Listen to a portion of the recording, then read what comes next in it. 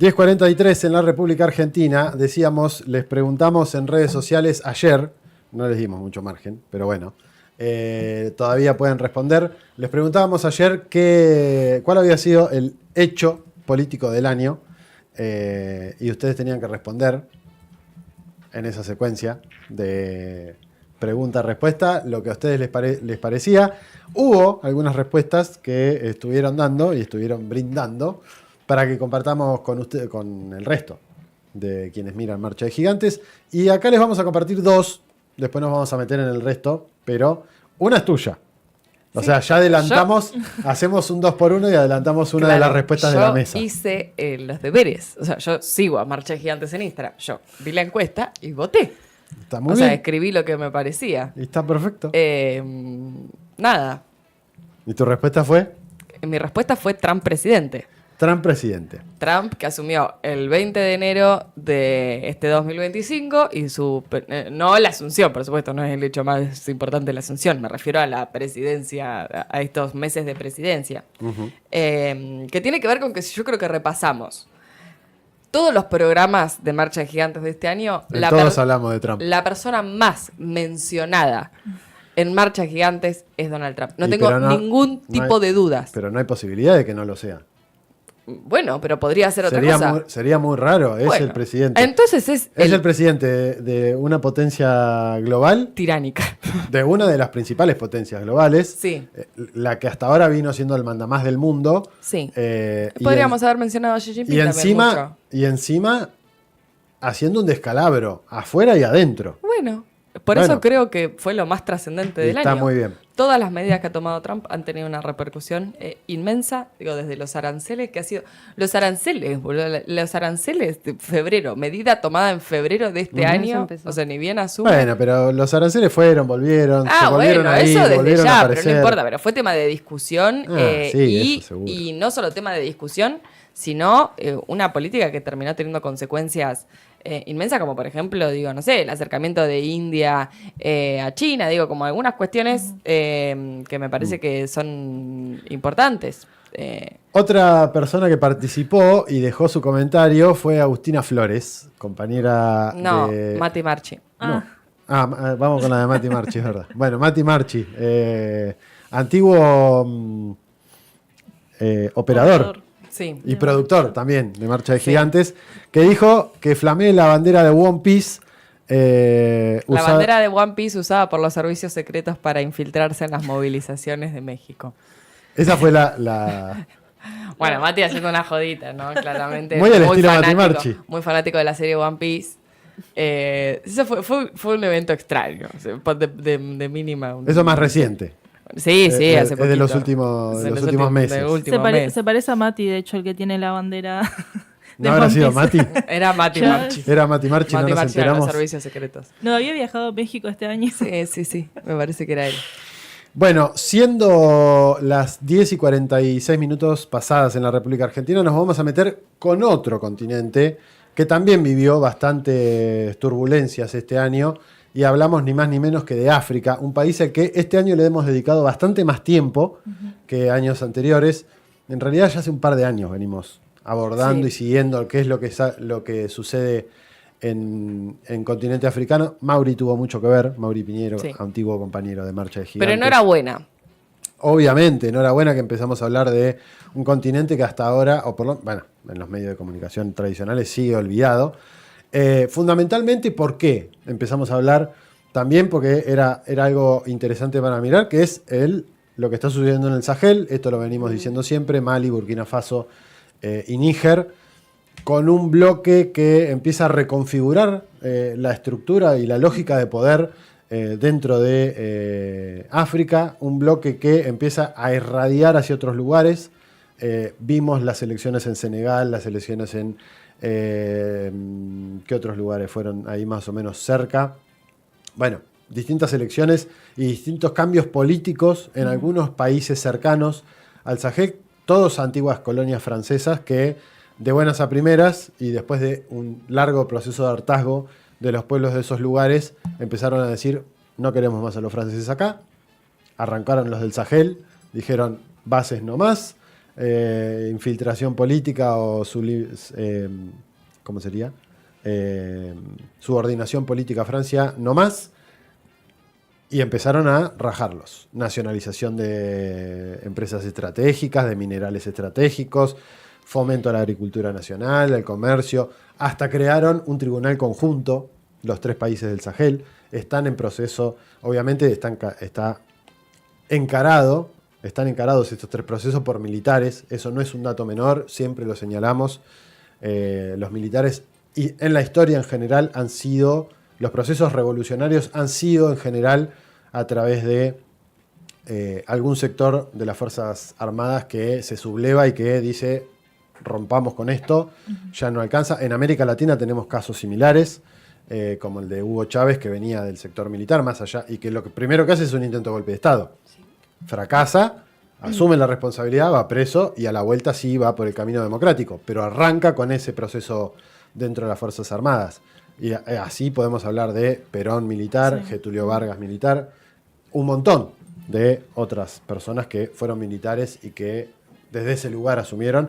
Y por eso también es tan importante dar esa discusión. Es algo que charlábamos el otro día en el conversatorio que hicimos aquí en la Peña Soberana, que es, estamos viendo los 4 casos. Yo conocía 2, creo que hoy escuché de rebote así otros 2 de soldados argentinos que se mataron por... hasta ahora lo que se sabe, 4, me reafirma Male, por tener deudas. Sí. Bueno, el pueblo argentino, como pueblo argentino nos debemos, como pueblo latinoamericano nos debemos nuevamente dar una discusión de esa naturaleza. Me fui a la miércoles. Sí. Pero otra cosa que iba a decir yo es que justamente empezaron estos procesos como de descolonización, si se quiere, porque también lograron acercarse más a China y a Rusia. Uh-huh. Sí, también teniendo, o sea, como mencionábamos antes, una Europa que no tiene la posibilidad hoy en día, Francia, de tener tanta injerencia, de invertir tanto dinero como lo ha hecho en otras épocas para permanecer en África. O sea, hoy en día eso tampoco lo puede afrontar y se notó, y también fue como un buen momento, digamos, de África para poder echar efectivamente a Francia del continente. Y que también para mí lo interesante es esto que decía Nico, quizás es la formación militar, de pensar sobre todo en la soberanía y despojarse de lo colonial, que es quizás algo muy interesante que por ahí no lo vemos hoy en día en nuestra región, lamentablemente. Bueno, ahí vemos una foto de un banco de inversión de la Alianza de Estados del Sahel, interesante también para intentar reducir la dependencia de organismos como el Fondo Monetario Internacional o el Banco Mundial. Es una alianza que va mucho más allá de lo militar. Me parece interesante esta clave que plantea Bibi, el timing, ¿no?, de estos sujetos. La guerra en Ucrania le vino un poco al pelo, ¿no? Con los estados europeos claramente focalizando, poniendo mucho recurso ahí y, no pudiendo atender la demanda de estos sectores que se organizan, que dan un golpe de Estado, que toman el poder y que, empiezan esta lucha anticolonial con repercusiones para el resto de la región, del continente africano. Hoy vemos conflictos. En principio vemos muchos conflictos vinculados como a una construcción mediática del terrorismo, ¿no? De cosas que por lo menos llegan aquí a Occidente, ese fenómeno de terrorismo como una conceptualización que fue instrumentada, ¿no?, por las potencias extranjeras para, de alguna manera, ir justificando intervenciones, deslegitimar algunos procesos de autonomía regional. Hoy estamos viendo conflictos en otros varios países de África. Bueno, sin ir más lejos, abordamos, por ejemplo, a mitad de año lo que fueron las movilizaciones en Marruecos, ¿no?, de esta generación Z, esta vuelta que volvimos a hablar de cómo se construye de alguna manera vía redes sociales una perspectiva respecto de la corrupción, de cómo viven las personas, etcétera, para desencadenar procesos de desestabilización. Y en los últimos días, meses, Sudán, República Democrática del Congo y varios otros escenarios donde, bueno, atendemos a un intento claro por desestabilizar a la región. Bueno, también tuvimos procesos complejos en cuanto al electoral. El más reciente quizás el de Camerún, con un Paul Biya de 91 años que hace como 40 que está en el gobierno. Y que, bueno, salieron de todos lados a denunciar que hubo fraude. Camerún también, otro de los bastiones con un anclaje colonial muy importante de las potencias europeas, sobre todo de Francia. Una discusión en ese marco de recambios que está habiendo entre la CEDEAO, que es la organización de estados africanos, que responde o que tiene una influencia bastante más marcada respecto de Francia, y en algunos casos de Gran Bretaña, pero fundamentalmente de Francia, y cómo la organización o la Asociación de Estados del Sahel le empieza a disputar esa dimensión en cuanto a bloque.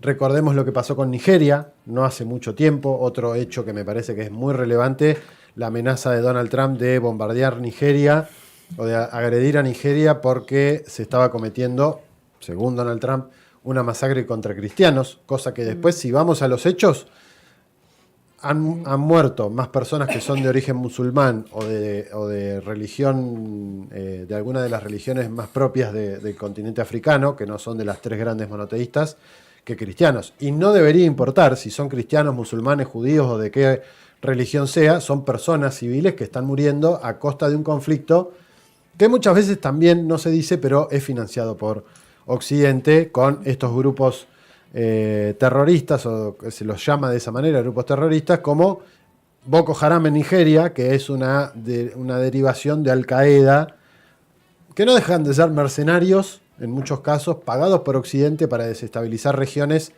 y poder, de esa manera, fomentar cambios de gobierno o cambios de régimen, como le llaman.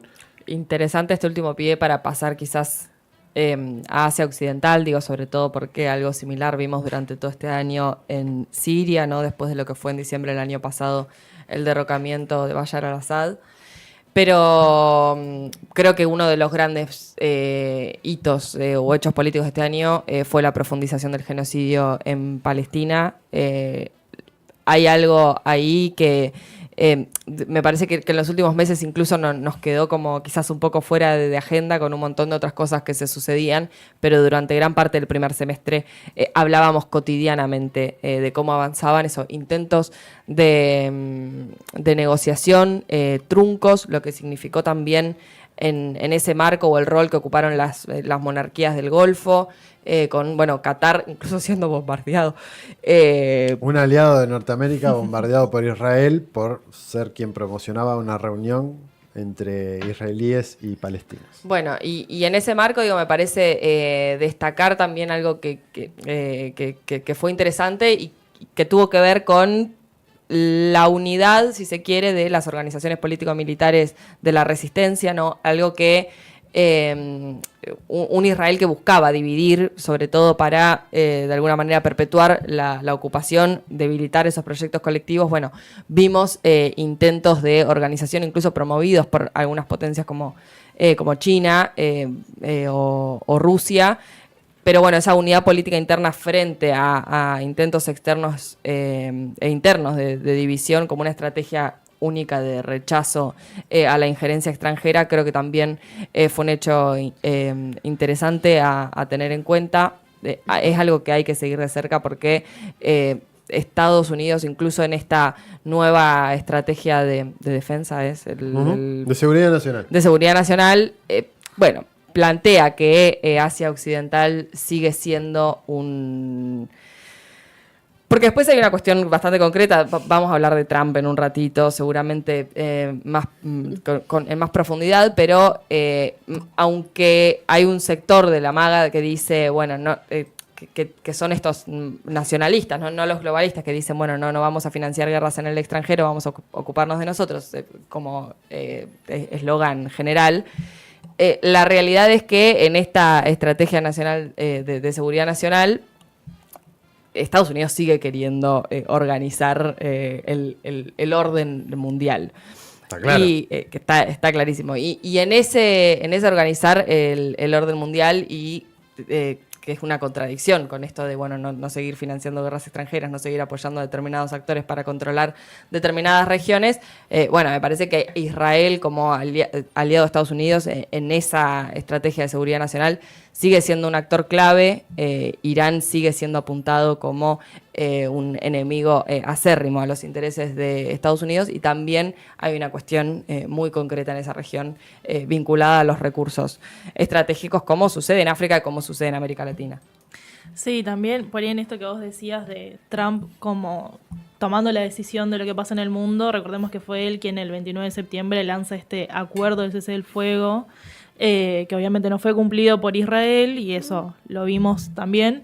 Lo que sí sucedió, me parece, después de eso es que si aún la causa palestina estaba invisibilizada por ahí en la prensa tradicional, capaz que después del cese del fuego como que se dio por asumido que en Palestina ya no sigue ocurriendo un genocidio y se sacó un poco el ojo de ahí.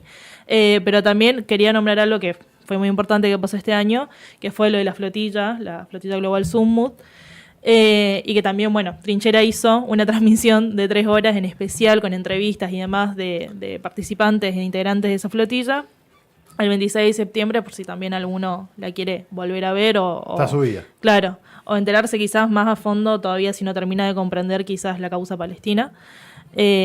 Pero nada, un poco. Bueno, fue parte de las estrategias mediáticas, porque yo lo leo así ahora. Fue una estrategia mediática el decir que se terminó o que hay un cese al fuego, porque justo las semanas antes de que se diga eso, en redes sociales empezaron a aparecer un montón de videos, un montón de denuncias. Entonces, como una forma de parar un poco el tema, anuncian esta falsa paz y sabemos lo que sigue sucediendo. A ver, las paces firmadas por Israel siempre fueron papel mojado. Nunca sirvieron de nada. Hay algunos datos, otros datos que me parece que son claves también en este 2025. Primero, el proceso o la operación de descabezamiento de Hezbollah de parte de Israel a esta organización del Líbano, y lo que fue la posterior invasión del sur del Líbano a manos de Israel. El golpe de Estado, derrocamiento de Bashar al-Assad en Siria, 2 países que están fuertemente ligados junto con Palestina, con los yemeníes de Ansarollah y con la República Islámica de Irán, en lo que se considera el eje de la resistencia. Me parece que esos 2 hechos fueron 2 durísimos golpes, sobre todo para el eje de la resistencia. Me parece que uno, como contracara, la derrota militar que no sucedió en Yemen a manos de Estados Unidos e Israel y algunas monarquías del Golfo contra las milicias de Ansarollah o los Houthis, como se los conoce mediáticamente en Occidente, fue un dato no menor de este otro lado. En ese periodo también me parece que hay un elemento clave o muy importante a tener en cuenta, sobre todo por la repercusión que tuvo a posteriori, fue la respuesta de Irán ante la agresión israelí. Y por primera vez, de hecho hay hasta, uno se puede gustarle o no, pero hay hecha hasta una canción en forma de burla. No sé de qué autoría será, seguramente de algún árabe que está muy enojado y con alguien que está muy enojado, no sé si un árabe, alguien que está muy enojado con Israel, que hizo una canción y como que se llama Llueven fuegos artificiales, una cosa así, y que lo que se ve en el video que acompaña la canción son los misiles lanzados desde Irán, cómo van penetrando las defensas israelíes y van cayendo en territorio dentro de Israel. La guerra no es para celebrar en ningún caso. Sí me parece que es un hecho relevante que Irán haya demostrado que tiene capacidad de defenderse si Israel o Estados Unidos quieren plantar una guerra de mano a mano, no tiene problema en plantarse. Me parece que eso no es un dato menor que estuvo circulando durante todo el año. Bueno, en cualquier momento hay guerra, en cualquier momento se ataca, y cuando pasó hubo una respuesta contundente. Me parece que eso también es un elemento que hay que tener en cuenta de lo que fue este 2025. 11:03. Vamos a hacer una breve tanda y a la vuelta seguimos porque todavía queda mucho análisis en este último programa, el número 39 del año de este 2025.